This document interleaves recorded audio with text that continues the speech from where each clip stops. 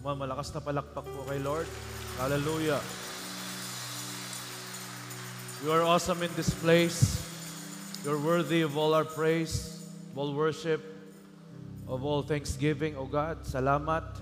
Muli mo kaming dinako sa lugar na ito upang kayo'y maranasan ang inyong presensya, pagkilos, ang inyong pong pagyakap ay amin pong maramdaman, Panginoon. Salamat.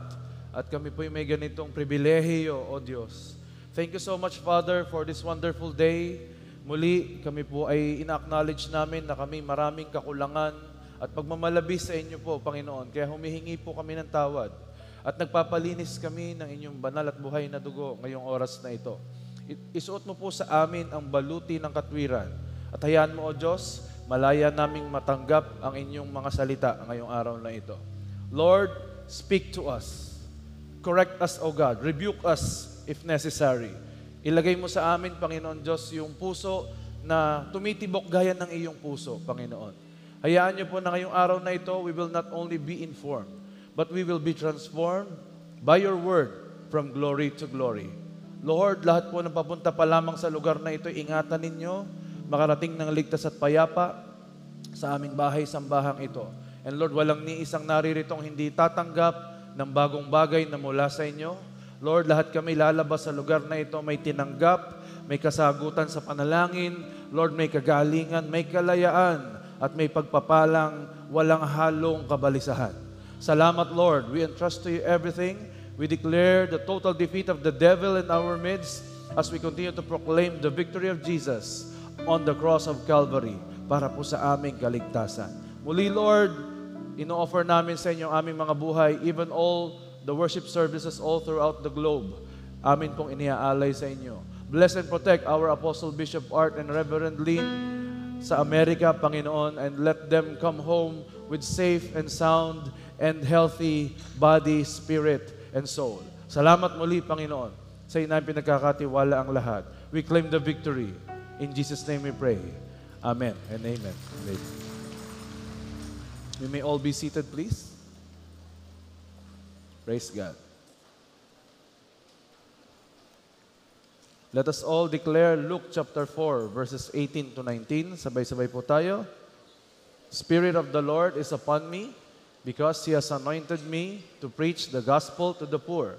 He has sent me to heal the brokenhearted, to preach deliverance to the captives and recovery of sight to the blind, to set at liberty them that are bruised, and to proclaim the acceptable year of the Lord. For our God, He is Jesus, the Anointed One. Palakpakan po natin si Jesus. Praise God. At ang atin pong kultura as JA1 family, sabay-sabay po tayo. I am a blessing. I am anointed. I am a deliverer. I am a good follower. I don't destroy, I build. I am not seasonal. I appreciate everyone and everything. I am part of something big. I'm in partnership with Christ, and I am not extreme. Thank you, Lord. Hallelujah. Sa pong mapagpala, maulang araw at umaga sa ating lahat. Amen? Ang ulan po ay simbolo ng pagpapala. Tama po ba? Pero wag po kayo magpapaulan dahil kayo po hindi magpapagpala at mapapalo at baka ubuhin o lagnatin. Walang taga JA1 na magkakasakit. Amen? At siguro po marami po ngayon nasa online. Binabati ko po ang ating mga kapatiran na nasa online ngayon. Kasama natin, worshiping God in this place. Thank you, Lord. Are we excited today? Hallelujah. Sabi mo na sa iyong katabi, partner, kahit wala ang araw ngayon, sumisikat ka pa rin. Kitang-kita sa iyong aura. Thank you, Lord. Hallelujah. Our topic for today is entitled, The Greatest Calling. Ano kaya ang tinatawag na greatest calling? We will understand today. Alam niyo po, ang mundo po natin ay, nakikita po natin kung paanong ang kaaway kumikilos. Of course, the Lord is moving. The Lord's move is greater than the move of the enemy. But however, ang kaaway po ay nagkakaroon ng maliliit na mga butas, hindi lamang sa isa-isang malaking lugar o pamayanan, kundi even in our families. At ngayon po, talaga pong considered, ito po ay hindi natin tinatanggap. Pero ito po ang binansagan ngayon sa ating mundo. We live in a fatherless society.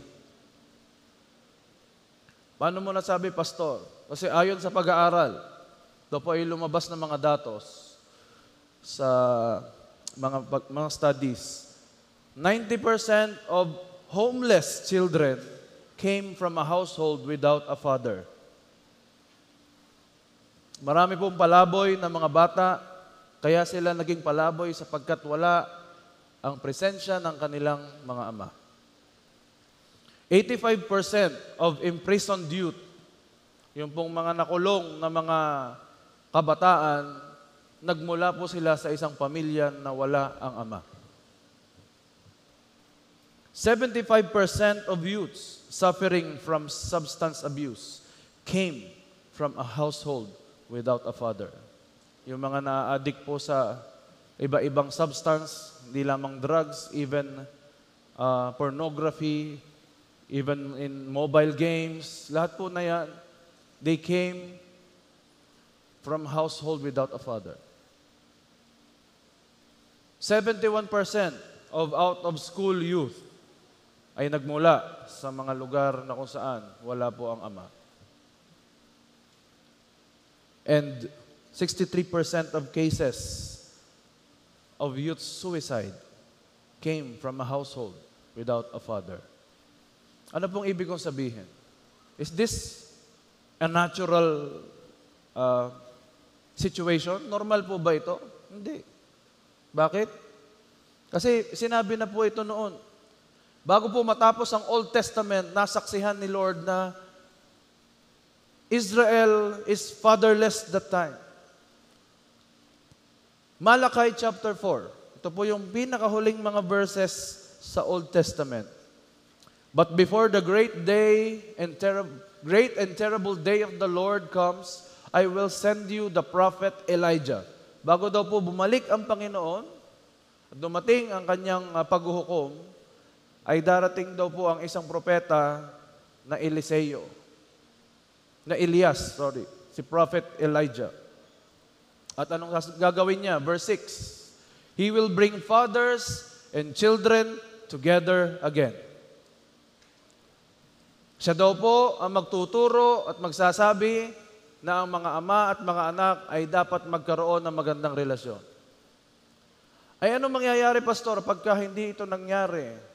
Sabi ni Lord, otherwise, I would have to come and destroy your country. Kaya pala ngayon, hindi pa man dumarating ang panahong ito, nakikita na po natin ang deterioration ng bansa. Bakit po tayo sobrang family-centered or yung values natin, gusto natin, we are intact as a family. Bakit po ganon? Kasi meron na pong sinabi ang Biblia noon na dahil sa pagkakahiwalay ng ama at anak o magulang sa anak, the Lord has no choice but to come and destroy the place. So ganito po kahalaga sa paningin ng Diyos ang pagiging close ng isang pamilya.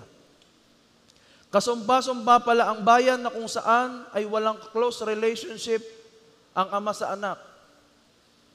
Kaya merong mga pamilya na hindi dysfunctional because the father is absent.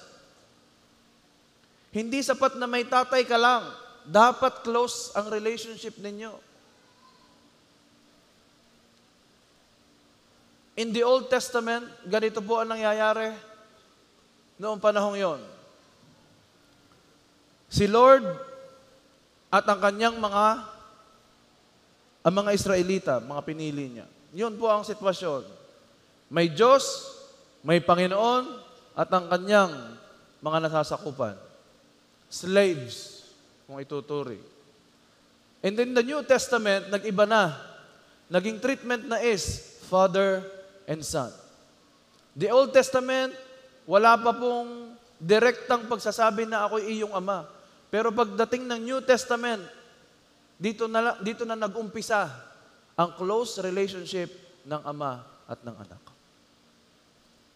Dahil nagtapos ang Old Testament sa isang fatherless society, pagpasok ng New Testament, siniguro ng Diyos na hindi mo lang siya magiging Lord, hindi mo lang siya magiging Savior, kundi siya rin ang iyong Father. Therefore, listen to this, J1 people. Your greatest calling is to be a child of God. Closing prayer na po tayo. Romans chapter 8, verse 15.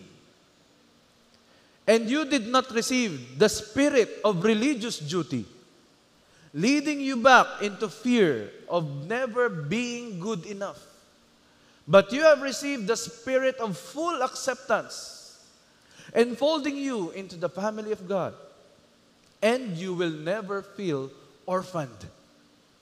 For as He rises up within us, our spirits join Him in saying the words of tender affection, Abba, Father. Sabihin nga po natin, Abba, Father.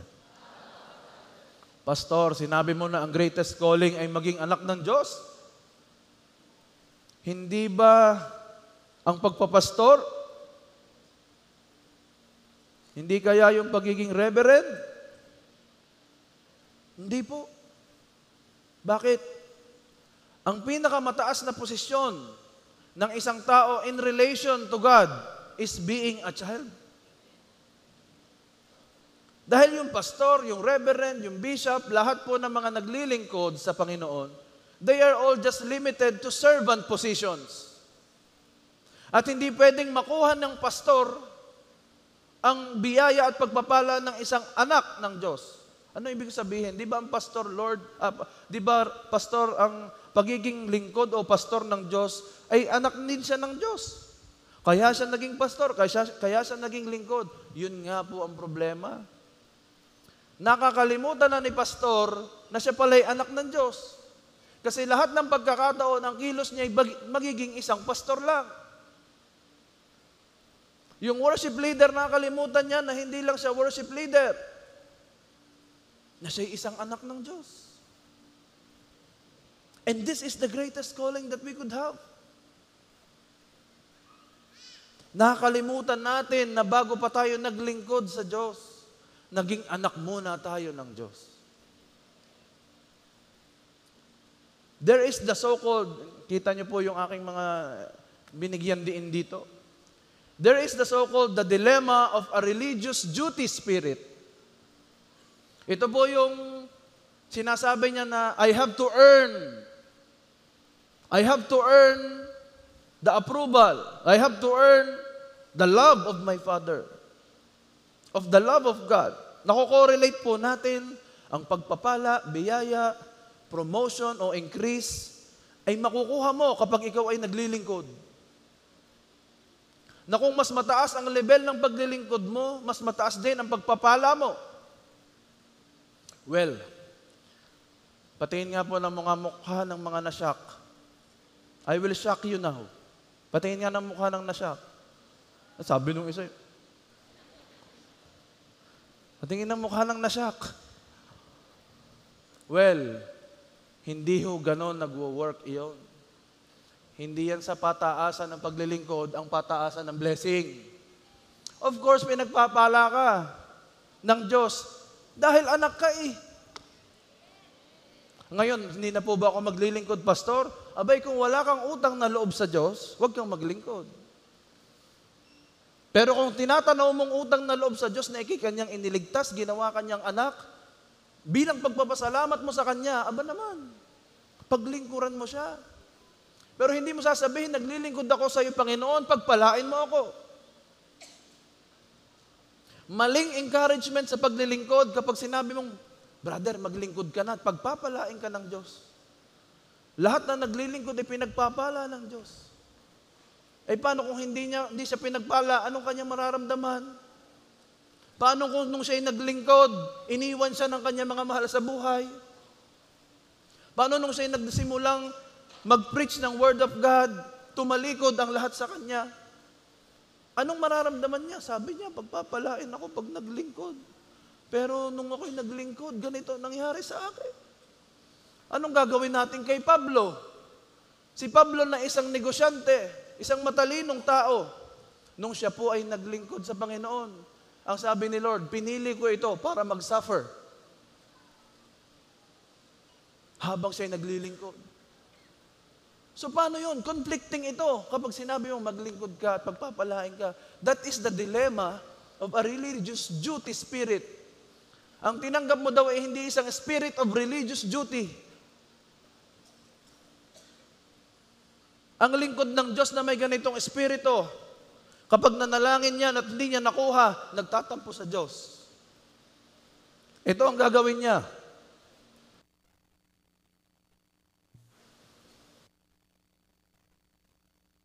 Ito pong gagawin niya. Ano pang kulang, Panginoon? Napakasimple lamang nito na gawin mo. Walang imposible sa'yo. Bakit hindi mo pa ibinigay? Unang stage ng religious duty, you will question God. Questioning. Sabihin mong sunod, di hamak naman. Lord, na mas masipag ako dito sa katabi ko. Ako'y naglilingkod, ari hindi. Tapos siya, ang bilis ng kanyang increase. Ako ang nagpe-pray nang magkaroon ng bagong sasakyan. Ay ari namang patulog-tulog lamang pag-preaching. Mababalitaan ko may bagong sasakyan. Anong sunod na mangyayari sa'yo? Comparison. You will compare now. Una, tinatanong mo ang Diyos, mamaya natingin ka na sa iba, kino-compare mo ang sarili mo. Tapos pag na-realize mo, ikaw pala isang Diyos, hindi ka pala patas, unfair ka na Diyos. Anong gagawin mo na kay Lord? Inaakusahan mo na siya. You became an accuser. You accuse God. Questioning, comparing, and then accusing. At dahil ganito na ang nabuo sa iyong kaisipan, mas mabuti pa, bumalik na lang ako sa dati kong buhay. Doon, mas nakukuha ko pa ang mga bagay na gusto ko. Ano nangyari sa iyo? Backsliding. Biruin mo, nag-umpisa ka sa tanong, natapos ka sa ikaw ay tumalikod sa Diyos. Sa pag-aakala,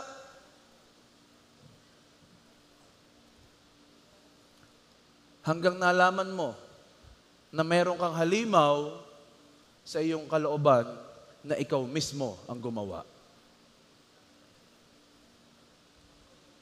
Naintindihan niyo po ba ako? Ayoko pong isipin ninyo na masamang maglingkod. No. We want everyone na maglingkod. Kaya nga po ako'y naririto kasi ako'y naglilingkod. Kasi pag sinabi kong hindi na dapat maglingkod, dapat wala ako dito. But the fact that I am here, we should all serve God. Ang pinupuntos ko lamang, huwag mong ibase sa iyong paglilingkod ang pagtanggap mo ng biyaya at pagpapala kasi ay nakuha mo kasi ikaw ay anak.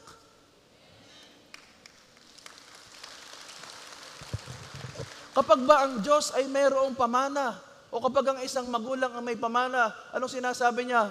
Tawagin ninyo ang mayordoma, tawagin ninyo ang hardinero, at pati yung driver ko, tawagin ninyo. Bakit po? Sa kanya ko ibibigay ang aking mana. May ganyong baga. Ay paano po yung anak nyo? Bahala siya, hindi siya naglingkod. Ganun ba yon? Hindi ba ang totoong dapat mangyari at sabihin, tawagin mo ang aking mga anak, sunod-sunod sila. Ay paano ho yung mayordoma? Yaan mo na yun, nasweldo yun. Paano yung hardinero? May sweldo din siyang kanya. Pero itong pamana, exclusive, para sa aking mga anak lamang. Kaya tayo natalikod sa Diyos kasi akala natin, kapag tayo ay sumubrang lingkod sa Panginoon, deserve mo nang tanggapin ang lahat? Yun ang problema.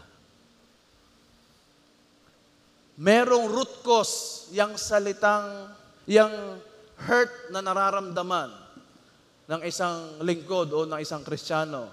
Alam niyo po kung ano yung salita? The word deserve. This is the root cause of all the hurt of all Christians all around the world. Bakit ka nasaktan nung hindi mo nakuha ang pinagpe-pray mo? Eh gayong ikaw ay isang prayer warrior? Kasi akala mo you deserve it. Ay bakit ka nasaktan nung pinalipat ka ng usher sa iyong upuan? Sabi mo ba nga, bakit mo ko pinalilipat? Nabili ko na to. Ay meron ho ditong PWD na mas maalwan po sa kanya. Hindi, pinareserve ko na ito 2,000 years ago. Walang pwedeng umupo. Bakit? You feel you deserve. That's it. Bakit ka nagtampo nung hindi ka nakapasa sa board exam? Ba't nagtampo ka sa Diyos? Kasi you thought you deserve it. Kasi nga nag-aral ka at nagpa-pray ka pa. So nung hindi mo nakuha, nagtampo ka kay Lord because of the word, you deserve it. Nasasaktan tayo kasi feeling natin tayo ang may desisyon kung ano ang deserve at hindi natin deserve. At kapag hindi nangyari ang dinideserve mo, magtatampo at magagalit sa Diyos. Ito, picturean nyo. Ang mga taong entitled, sensitive. May kilala ba kayong mahilig magtampo? Maramdamin? Sabi mo sa katabi mo, parang may kilala akong gano'n. Nakatabi ko na siya. Hindi ko lang alam kung kailan. Ang mga taong entitled, sensitive yan. Wala yang maa-appreciate. Pinuri mo ang kanyang suot, sasabihin niya, plastic. Pag naman nilait mo at pinuna mo ang kanyang suot, sama ng ugali. Walang suotan sa iyo. Okay, ipagpalagay, na na-deserve mo nga yan, yung mga bagay na yan na sinasabi mo, yung posisyon na yan, yung promotion na yan, pagpalagay, deserve mo. Pero tatandaan mo ito, life is unfair. Hanggat nandito ka sa mundo, laging unfair. Hindi lahat ng pagkakataon, you don't always get what you deserve. That's the reality of life. Kaya don't super spiritualize everything, na everything is, wow, heaven. Dahil sa totoo lang, hindi. Pagpunta mo sa trabaho, unfair. Pagpunta mo sa school, unfair. Even sa bahay, pag minsan pagpunta mo, unfair naman. Sa kanya ang hotdog, nasa akin ang stick. Unfair. Sabi mo sa katabi mo, life is unfair. Imperfect po ang mundo, tapos may mga taong iba-ibang ugali. What do you expect? Ako po mismo, life has been unfair to me. Ang dami kong experiences of unfairness in my life. I don't deserve to be a servant or a pastor. I deserve to be in the showbiz. Unfair. Napakaseryoso nyo kasi, kaya tinalikuran ko na yun. Pero hanggang ngayon, hinahabol pa rin ako. Biro lang.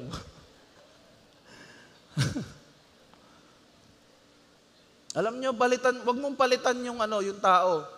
Wag mong sabihin sa kanya, baguhin mo ugali mo. Unfair ka. Wag. Ang baguhin mo yung mindset mo that you always deserve everything. Yun ang baguhin mo. Look at what happened to Cain and Abel. Deserve din naman ni Cain ang pabor at blessing ng Diyos. Pero bakit si Abel lamang? At sinabi niya, hindi ko pinapaboran ng iyo, Cain, sabi ni Lord. Anong naramdaman ni Cain? Galit, nainggit, kinumpara ang sarili. At ito ba matindi? Alam ng Diyos na nagtampo si Cain. Alam. Kaya kinausap niya, Cain, hinay-hinay, huwag mabadala sa pasasamahan ng loob. Dahil ang kasalanan ay gumagapang papunta sa iyo. Sin is creeping at your door. Kasi alam ng Diyos ang tendency ni Cain kasi galit. So anong ginawa ni Cain? Kinounseling na siya ng Diyos, hindi pa nakinig. Alam niyo mga pastor, tadyang gayon, may kinakaunseling tayo na may hindi nakikinig. Pinaulit-ulit mo nang sinabi at pinaalalahanan sa kanya. Ay sa Biblia nga, may kinounsel ang Diyos, hindi pa pinakinggan eh. Ay anong ginawa ni Cain? He killed his brother Abel. Because he thought he deserved the blessing. Anong pinagmulan ni Cain? Siya kasi entitled. Maraming Kristiyano ngayon entitled. Tingnan mo yung katabi mo, buti na lang hindi yan entitled. Amen? Amen? So paano ko i-deal ito, pastor? Nadidisappoint ako. Nagpe-pray ako, hindi dumadating. It is time to hurl your hurts. Ano kayong hurl? Itapon mo na, ibato mo ang iyong mga sama ng loob. Paano, pastor, ibabato? Ay di, ibato mo. May 3 direksyon na pwede kang pagbatuhan. 3 directions of hurt. Kung saan pwede mo itong i-hurl. Una, ito ang kalimitang ginagawa na marami, sa sarili binabato. Kawawa naman ako, wala nagmamahal sa akin, inapi ako. Hindi, mahal ka ng Diyos. Hindi. Kawawa ako. Yan ang mga binabato sa self niya. Depressed ako ngayon because ikaw ang nagsasabi niyan sa'yo. Ang dami nang nakapaligid sa'yo, ine-encourage ka, si Lord. Pinakapakita na sa'yo kapangyarihan niya pero hindi mo pa rin makita. Kasi napuno ka ng hurt. Pa-victim effect lagi. Paawa lagi. May kilala ba kayong ganon? Buti na lang wala. Pangalawa, binabato mo sa iba. Ako'y pinahirapan noon ng aking mga magulang, pahihirapan ko rin ang anak ko. Maramdaman niya. O kaya naman sinaktan ako nung aking ex-boyfriend. Yung magiging boyfriend kong sunod, sasaktan ko din. Babawi ako sa kanya. You are hurling in the wrong direction. Yung unang dalawa, maling direksyon. Ito ang dapat mong ibato ang iyong hurt dito sa pangatlo. Ibato mo ito sa biyaya. Everybody say grace. When life hurts you, point it to His grace. Anong ibig sabihin mo, pastor? Paano ko ibabato sa biyaya yan? Ganito. Ano ba ang meaning ng grace? Grace means undeserved. While your hurt dictates you in your mind that you deserve it. Pero ang grace nagpapaalala sa iyo that you do not deserve it. Lahat ng meron tayo, hindi talaga natin deserve to. Hello? Kaya ang root cause ng healing mo ay ang grace. Kung ang root cause ng hurt mo is that you deserve, entitled ka for everything, ang root cause naman para gumaling ka is the grace of God. At mayaman ang biyaya ng Diyos. Hindi ito nagkukulang, hindi nauubos, hindi pinagkakait sa kahit kanino mang lumalapit.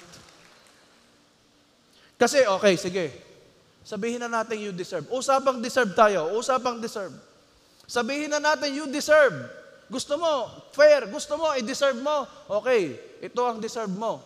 Makinig. You deserve to die and go to hell.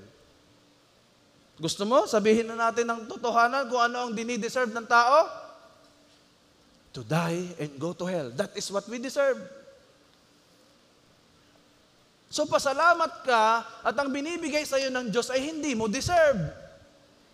At kung hindi mo man matanggap yung akala mong dinideserve mo, pasalamat ka kasi sa una pa lamang salpukan, grace of God na agad ang binigay sa iyo. The fact that we are alive, we are breathing, you are enjoying the blessings of the Lord, it is because of God's grace alone. Hindi dahil naglingkod ka, hindi dahil lumuhod ka, hindi. You are experiencing that because God has compassion, God has grace, God loved you so much. Ibinigay niya nga si Kristo, ano pa bang hindi niya kayang ibigay? Ay, ba't hindi dumating, pastor, kahit pinagpe-pray ko, kasi iniiwas ka niya sa kapahamakan? Kasi may mas maganda pang parating. Inihahanda pa at niluluto pa niya. Gusto mo naman ipansit canton lamang na instant ang inihahanda ng Diyos sa iyo, kalderetang kambing. Sarap niyan habang naulan. Meron kayang magdadala mamaya. Bigla ako nagutom, tayo na kaya kumain. Ang hinihingi mo sa Diyos ay simple lang talaga. Pero dahil nga mahal ka niya, hindi ka niya hahayaan na yung simpleng yan, ipahama ka din. Tapos sisisihin mo siya. Sabi mo sa katabi mo, salamat sa Diyos. Hindi lahat ng panalangin ay kanyang tinutugon. Ay, imaginein mo kung lahat na lang ng prayer tutugunin ng Diyos. Paano yung mga nagpe-pray na mapahama ka, tinugon? O sige nga. Kasi sabi mo, you deserve, you deserve. Kapatid, sa simula pa lamang, una pa lang, pundasyon pa lang, walang deserve ang tao na maganda. Now, who are we to say, ang unfair mo, Lord? Deserve ko to? May kausap pa ba ako dito? Kung gusto mong gumaling sa sama ng loob, tingnan mo na lamang ang sarili mo na nabubuhay ka lang sa biyaya. Anong nangyari doon sa prodigal son? Napaka-entitled niya. Feeling niya, deserve niya ang kayamanan na hindi naman siya ang nagpundar. Sabi niya, kinukuha ko na ho ang yaman ko, ako'y lalayo. Mag-i-enjoy ako sa buhay ko. Binigay nung ama.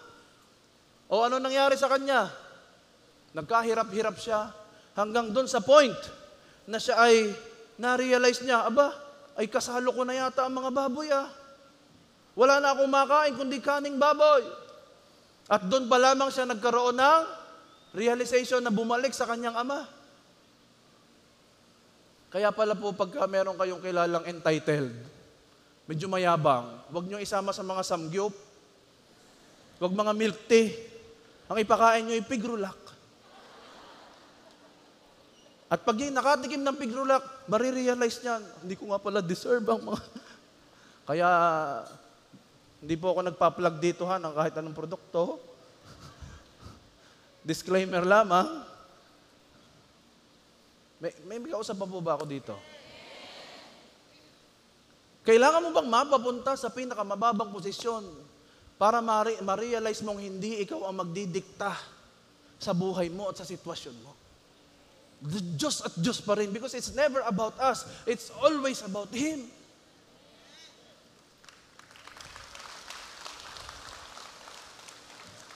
Restoration comes from knowing what you don't deserve. Huwag mong isipin, ano bang deserve ko? Ano bang deserve ko? Nakatingin ka dun sa maliit na bote.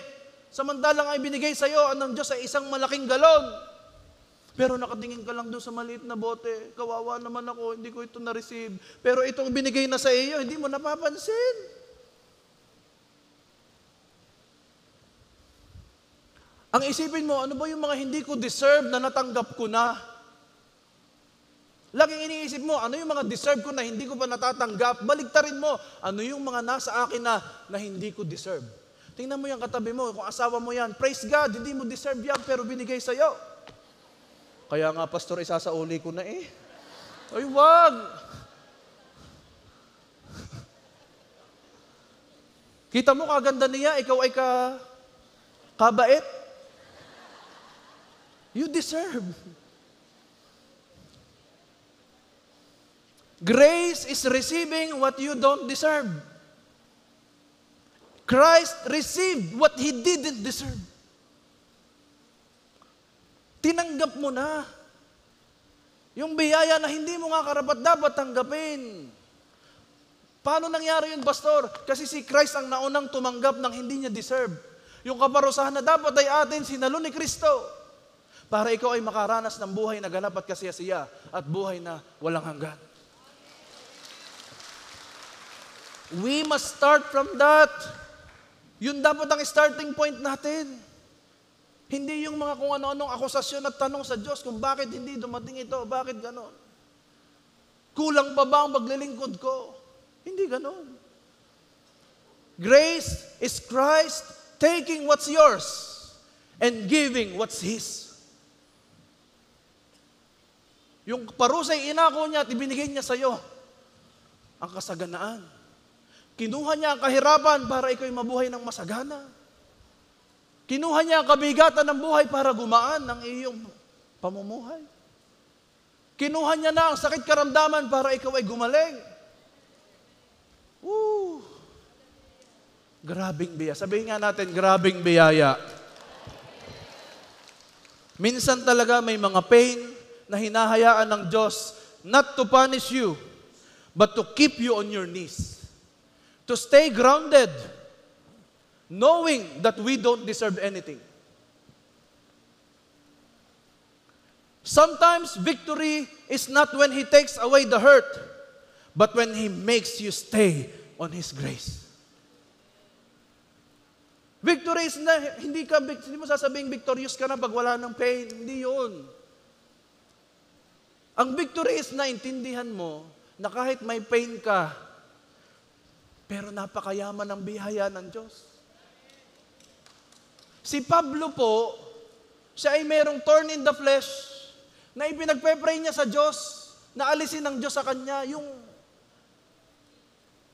padala daw ito ni Satanas sa kanya at hinihingi niyang tanggalin sa kanya ng Diyos. Sino ba si Pablo? Si Pablo lang naman ang nagsulat ng 2/3 of the New Testament. Ay hindi tinugon ng Diyos yung kanyang gusto. Ano niyo sabi ni Pablo? Okay lang, Lord. Your grace is sufficient. And your power is made perfect in my weakness. Iba ang mindset niya. Hindi yung, Lord, grabe ka, naglingkod ako sa'yo, hindi mo matanggal to. Ang mindset niya, okay lang manatili ito kung kalooban mo. Basta mahalaga, Lord, wag mo kong iiwan. Hahawak ako sa iyong biyaya dahil pag bumitaw ako sa iyo, wala na akong kapag-apag-asa.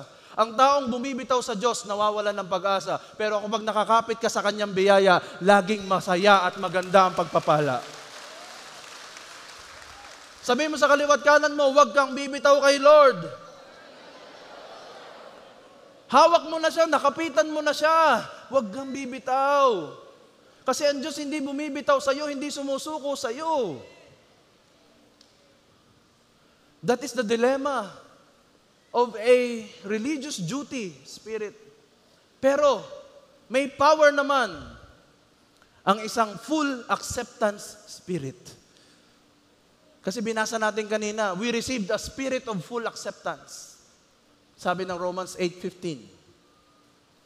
Pag tinanggap natin si Lord o si Jesus bilang Lord and Savior, tinatanggap rin niya tayo sa pamilya ng Diyos. Hindi kalahati, kundi buong buo. Kasama yung mga masalimuot mong nakaraan at mga pangit mong pag-uugali. Pero bakit may mga Kristiyano na parang hindi pa rin nababago ang buhay? Matagal na rin naman nasa church, 1,000 years na. Alam niyo kung bakit? Many Christians are in church but not in Christ. Weekly narito. Pero paglabas ng pintuan, negative bang sinasabi. Walang transformation. Walang renewing of the mind because nasa church lang siya pero wala siya kay Lord. Ulitin ko, maraming tao ngayon nasa church pero wala kay Christ. Buti na lang hindi ganyan ang katabi mo. Amen?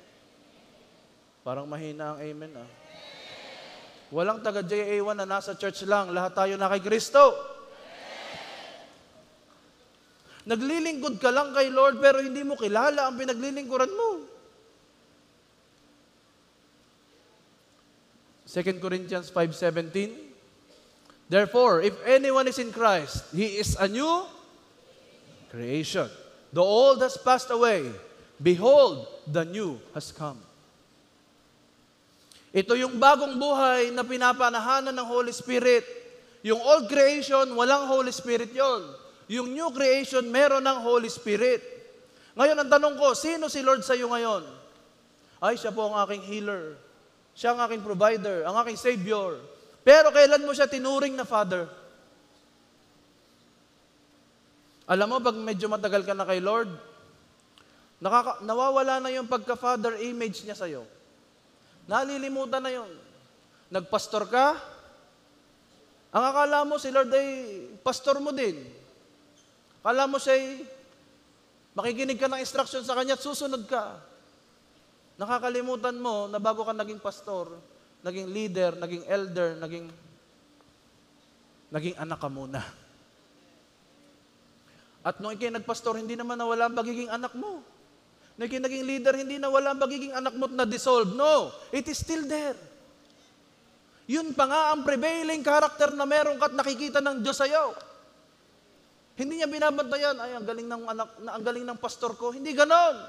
Proud siya sa'yo kapag nakikita niya ang anak niya ay lumalaban, naglilingkod. Sa anak pa rin. Hindi ka niligtas ng Diyos para maglingkod, kundi para may makarelasyon siya. Kasi kung lingkod lang din ang kailangan niya, pwede niyang utusan ang mga bato at mga puno na maglingkod sa Kanya. Hindi pa yun kokontra. Ang tao, may sariling kagustuhan. Kaya kung lingkod din lang hahanapin niya, dapat hindi tao.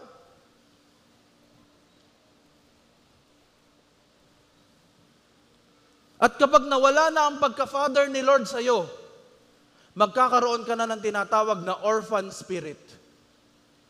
Hindi ito yung orphan na malungkutin, nag-iisa, walang magulang. Kaya ang orphan spirit is a spirit that always seek approval from his or her father.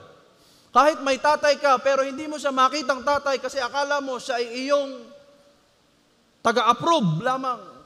At pag hindi niya in-approve, hindi ka anak. Ang tawag doon, orphan spirit.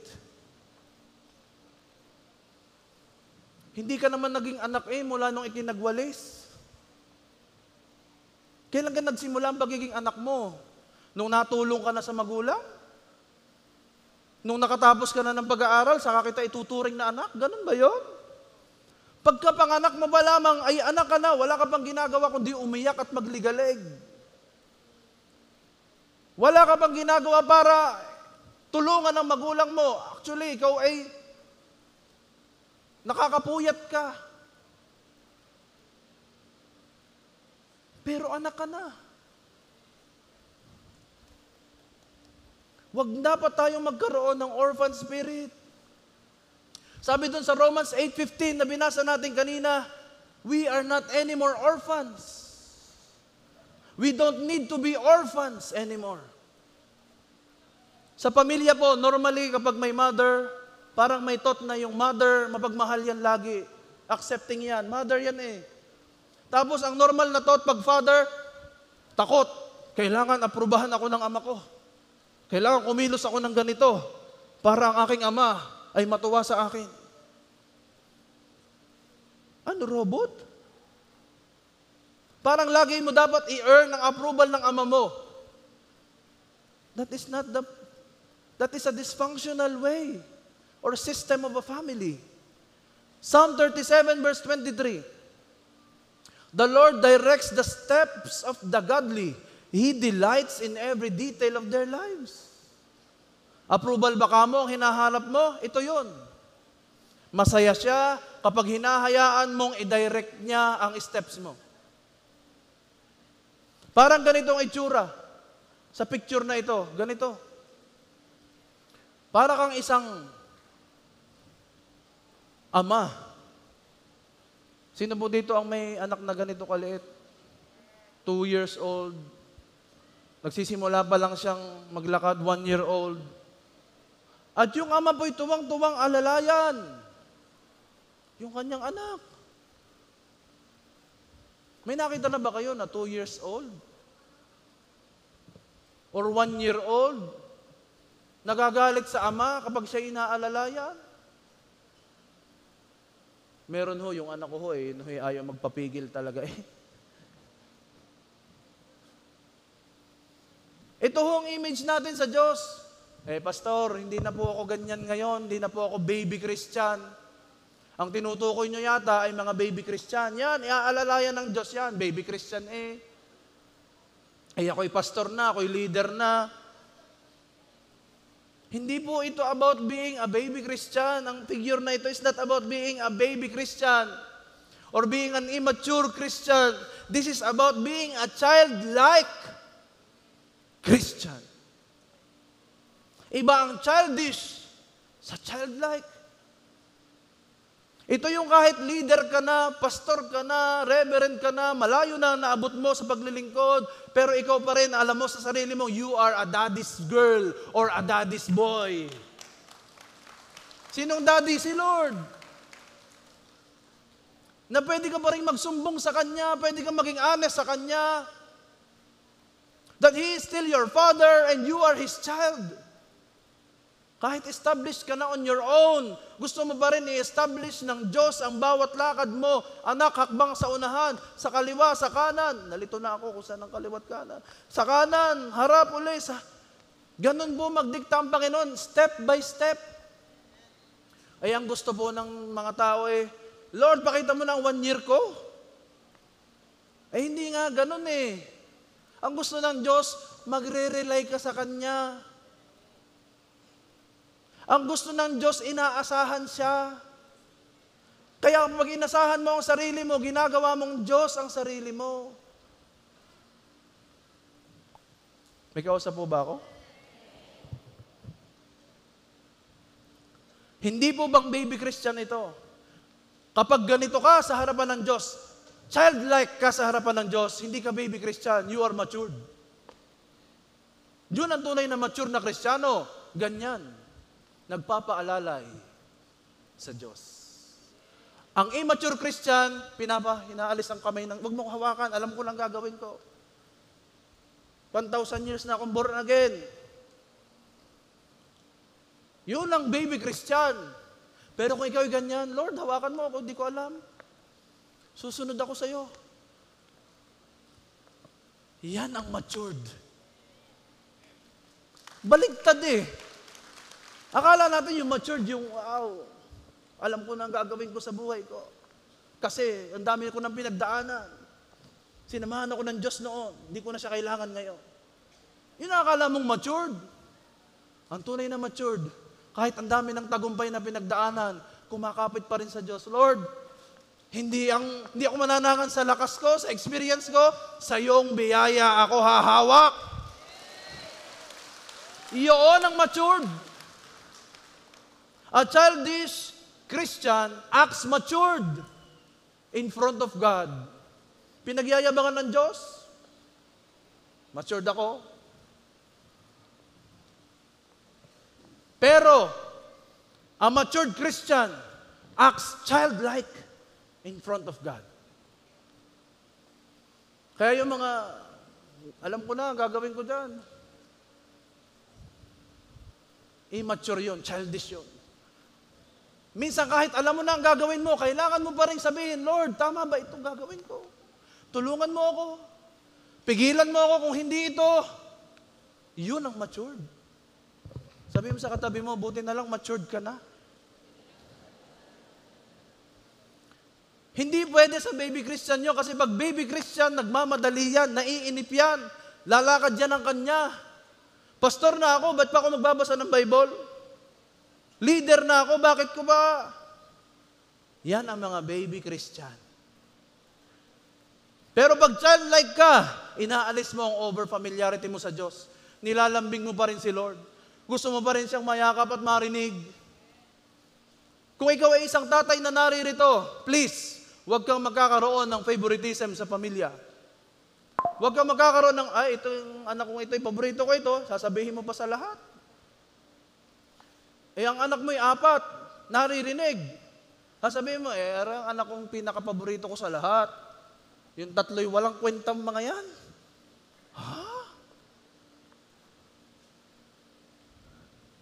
Please.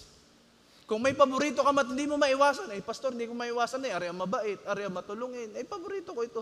Oo nga, pero wag mong ipaharamdam. Huwag mong ibahalata, dapat pantay-pantay. Kasi kung nung pumasok ka sa family of God, walang sinabi ang Diyos na, oh, hanggang dyan ka lang ha, mas paborito ko aring. Wala, pantay-pantay tayo. May ma-bishop ka, ma-reverend ka, ma-pastor ka, nakaupo ka dyan, ang tingin sa'yo ng Diyos, anak ng Diyos.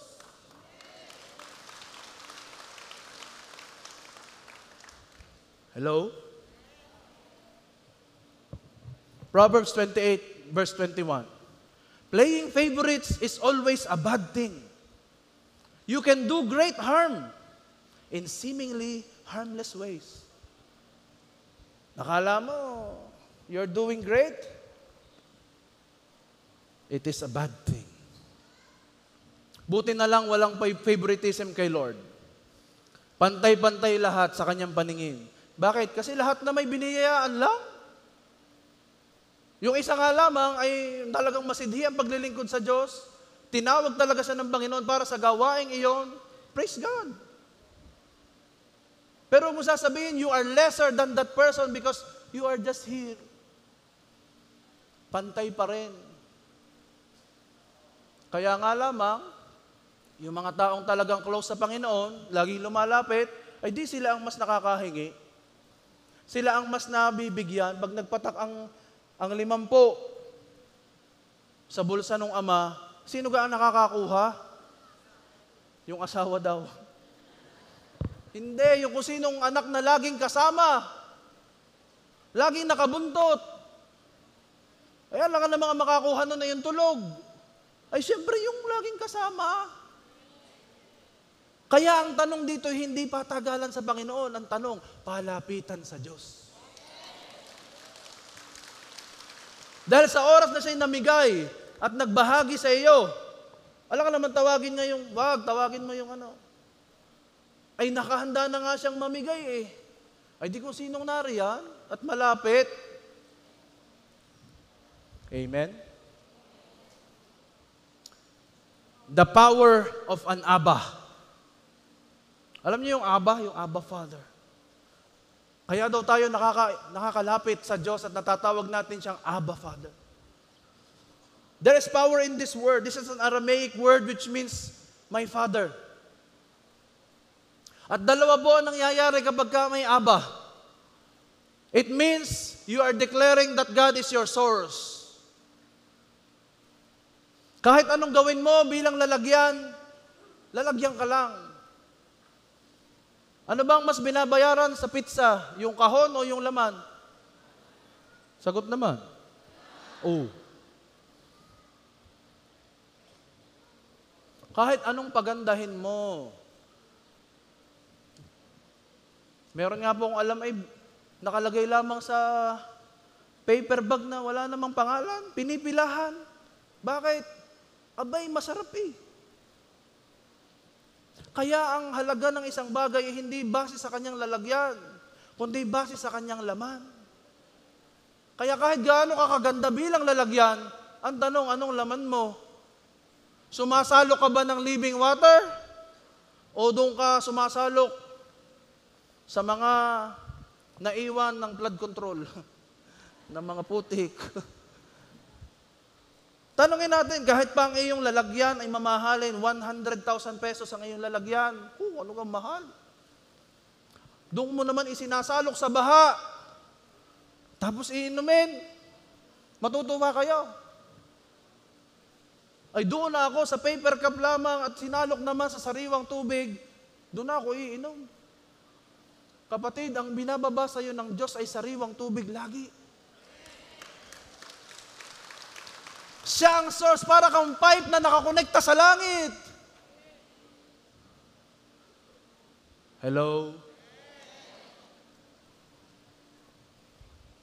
Siya ang iyong source. Kung saan kasi tayo kumukuha ng source noon, sa asawa mo, sa bisyo, akala mo yun ang makakakumpleto sa iyo, pero hindi. At ito po, pangalawa, He is also our sustainer. Hindi lang siya source, siya rin ang sustainer. Ano ba story yung sustainer? Yan ba yung mini-maintain ni Lord ang binigay sa'yo? Yan ba yun? Hindi ito maintenance lang. Kasi kapag sinabing sustain, itong involved dalawang bagay. May pag-iingat ang Diyos at may pag-aangat ang Diyos. Yan ho ang meaning ng to sustain, to protect, and also to promote. Kaya kung nakakatawag ka ng Abba Father, sino uli dito ang anak ng makapangyarihang Diyos? Pag siya'y tinawag mong Abba Father, tinuring mo siyang iyong magulang, tinuring mong iyong tatay, gusto kong sabihin sa'yo, dadaloy sa'yo ang masaganang tubig, ng buhay, ano man ang kakulangan mo, kaya niyang isupply, hindi ka magkukulang, ang mga nasa paligid mo'y maghihirap, pero ikaw ay hindi. Kasi nakakonect ka. Hindi lang yon, iniingatan niya pa lahat ng meron sa'yo. At hindi lang basta iingatan, dadamihan niya pa ang mga lalagyan mo. Amen? Sabihin mo sa iyong katabi, tayo na yon. Tayo na ang pinag-uusapan ngayon. 2 Corinthians 10 verse 18. For it is when the Lord thinks well of us that we are really approved, and not when we think well of ourselves.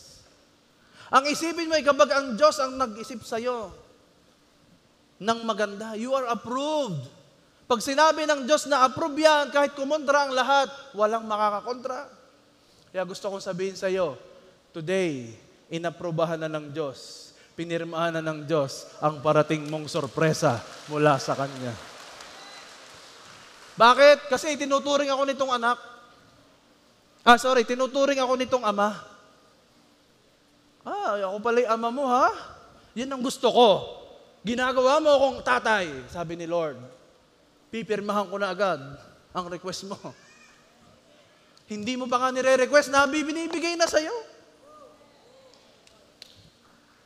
Parang ayaw nyo nun. Hindi mo pa hinihingi kapag itinatrato mo si Lord na Abba Father mo, pinapadaloy na agad sa iyo. Kaya sabihin mo sa kaliwat kanan, ihanda mo na ang iyong sisidlan. Dahil hindi lang siya source, siya rin ay sustainer mo. Sabihin na po natin sabay-sabay, God is a God who sustains. Nung si David po'y inaprubahan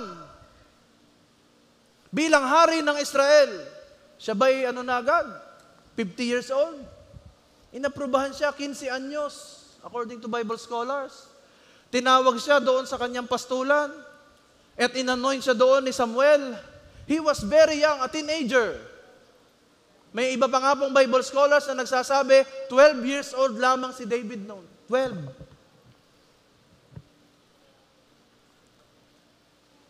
Inaprubahan na agad siya. Ano ibig sabihin? Kapatid, kung dumadaan ka sa matinding pagsubok ngayon, tratuhin mo ang Diyos na iyong Ama. At yung pagsubok mo na yan ngayon, magiging history mo na lang.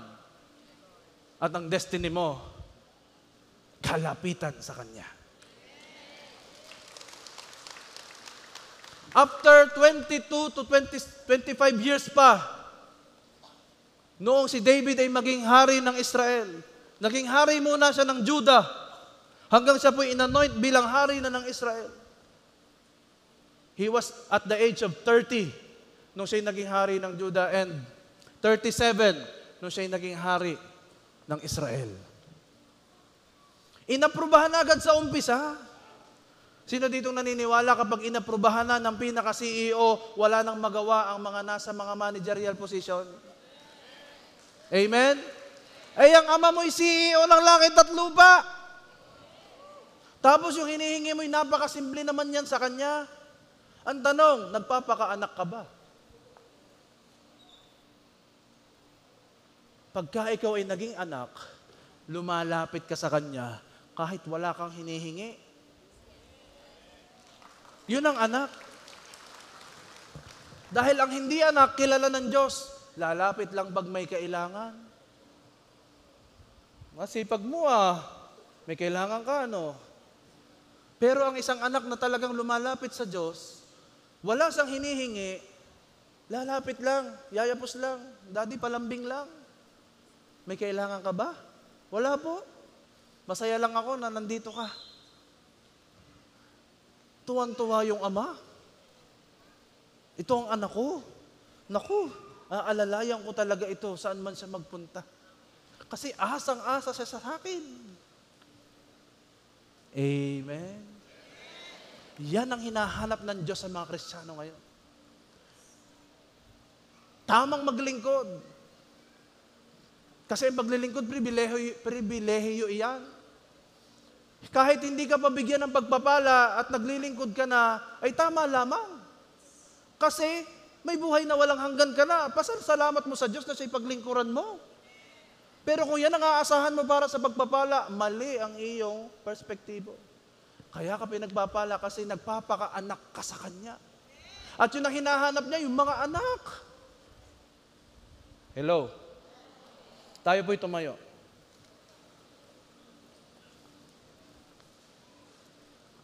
Sino ditong nakahandang magpakaanak sa kanyang amang sumasalang? Hello? Kahit wala ang iyong ama dito sa lupa, kapag may ama kang sumasalangit at nagpapakatatay ka sa kanya, gusto kong malaman mo, you are still complete. Hindi man na-affirm o nabigyan ng affirmation ng identity mo because wala ang iyong tatay sa lupa. For some reasons.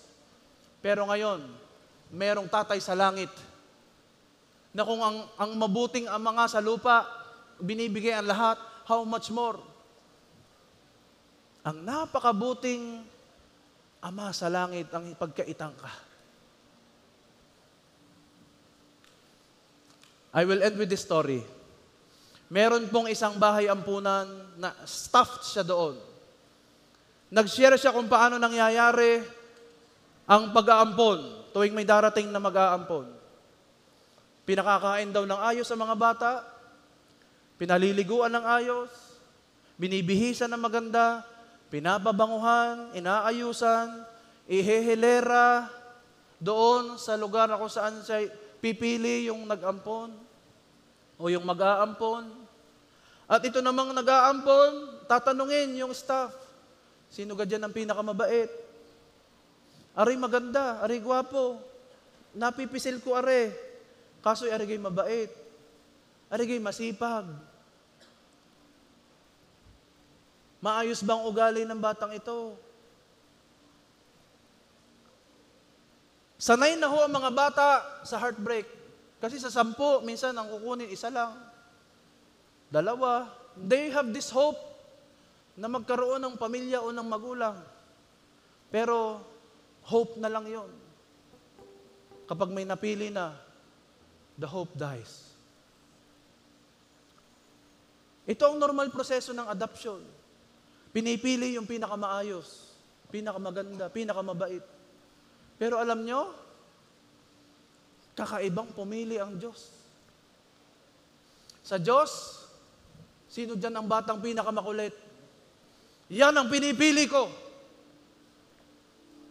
Sino dyan ang batang laging addict sa cellphone? Yan ang aking kukunin. Sino dyan ang batang masama ang ugali? Yan ang pinipili ko. Sino dyan ang bata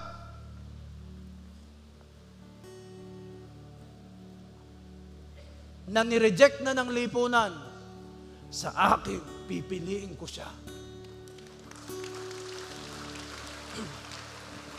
Ang pinapansin ng Diyos at pinipili ng Diyos ay hindi yung maganda at maayos na. Ang pinipili niya kung sino yung nasa ilalim, kung sino yung sa tingin niya ay walang pipili sa Kanya. Ang Diyos ay pipiliin siya.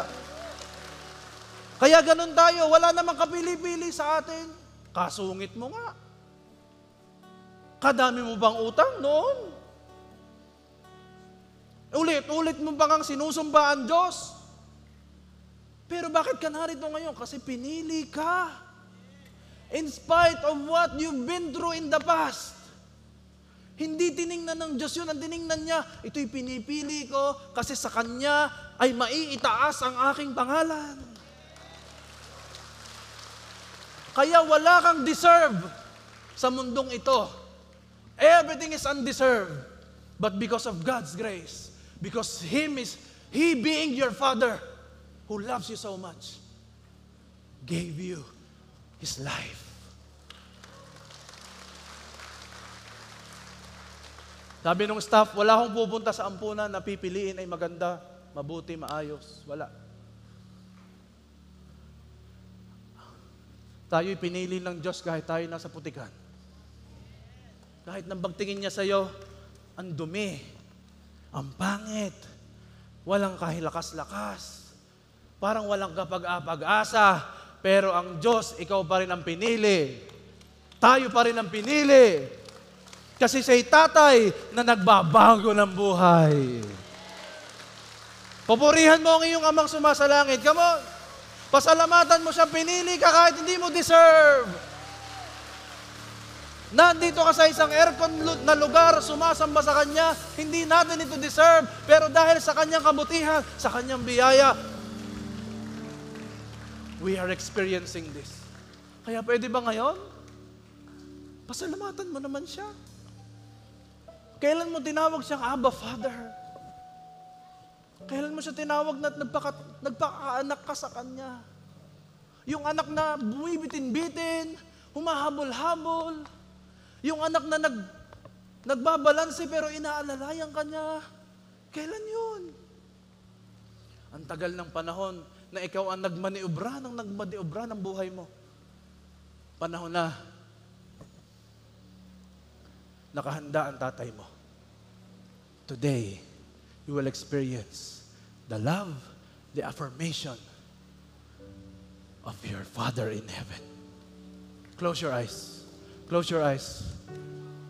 If you are longing for a father on earth, you came from a broken family. Alam mo? It is unfortunate na nangyari sa iyo yun. But I want you to know, our Abba Father is willing to take full responsibility para sa iyo. Siya ang magiging ama mo mula ngayon. Payagan mo siya, papasukin mo siya, i-invite mo siya. Let Him be your Father.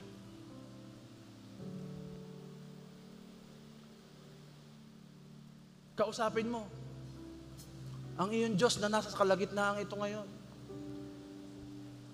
If we may dim the lights, if possible. Para mas intimate mong maramdaman ito. You and God alone, ikaw lang at sa Diyos.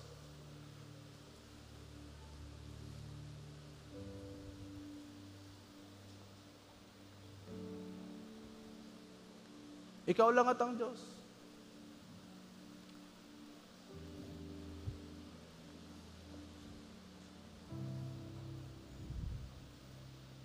Ikaw lang at ang Diyos.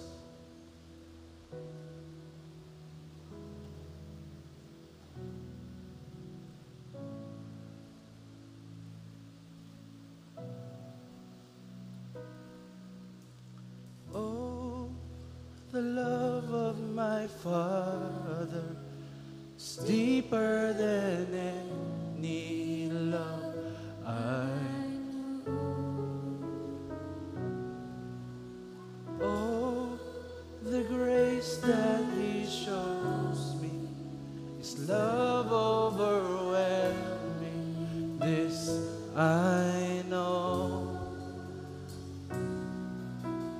Oh, the love of my Father is deeper than any love I know. Yes, He is your Father. He loves you so much. The grace that He shows me is love overwhelming. This I know. The love of my Father.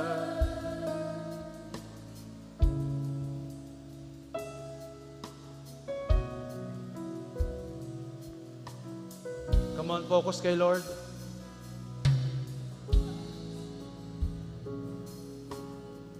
Your love is never ending. There's no other love like yours.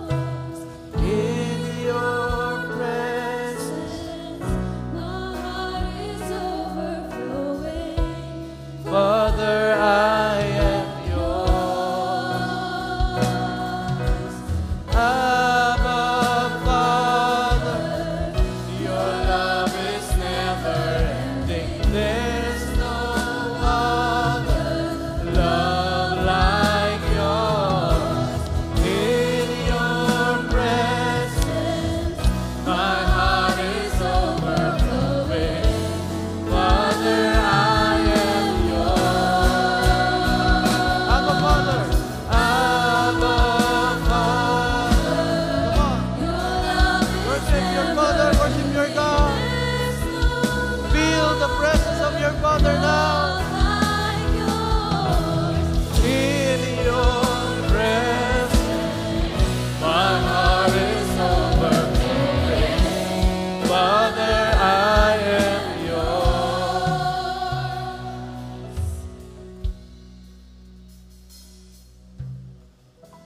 I declare in the mighty name of Jesus na mula ngayong araw na ito,